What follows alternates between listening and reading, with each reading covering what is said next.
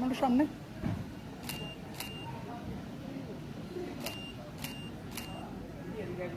একবার সামনে ওখান থেকে শুরু করে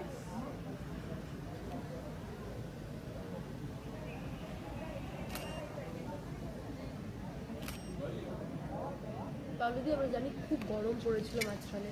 তোমার কাছে যদি সামার ফ্যাশন জিজ্ঞেস করি, তোমার কাছে সামার ফ্যাশন কি?